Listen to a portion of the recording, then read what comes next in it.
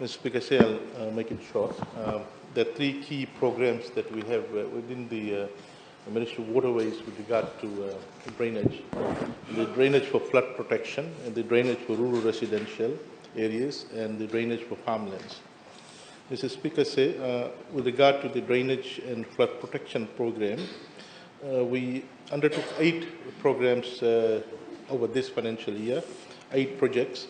The Nakobandra Creek Desilting Program, the Wunibau River Bank Protection, the Sabu Village Talebu, the Wanimbombua Wanendoi River Clearing, Nandaro River Bank Protection, Nandakuni River Bank Protection, desilting works adjacent to the Waindamu River, and the drainage and flood mitigation works at Nasibi River at Tavua. Mr. Speaker so these were the works that we undertook with regard to the flood protection. But in addition to this, Mr. Speaker we had advertised last year at the beginning to engage in partnership with the private sector, to engage them to desilt a number of rivers. Mr. Speaker this is under the emergency desilting work of rivers and creeks and waterways. About 130 creeks and rivers that requires urgent desilting that we advertised. In this program, the Ministry of Waterways and Environment has done the EIA.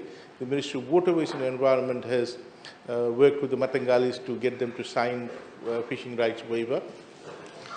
And then we engage a contractor who will undertake the desilting work under the supervision of Ministry of Lands and Ministry of Waterways, pay royalty to Ministry of Lands, and then take the spoil and sell it and make money.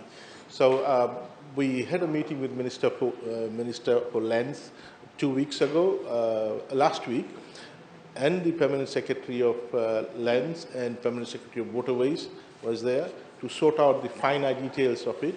And as we speak, the first 35 contracts will be given out probably next week to engage this private sector operators to desilt as per the environmental management plan provided by the Ministry of Waterways, and they will have to pay the royalty and then take the spoil and they can sell it. So in this way, we will be able to clean up the silted, this 35.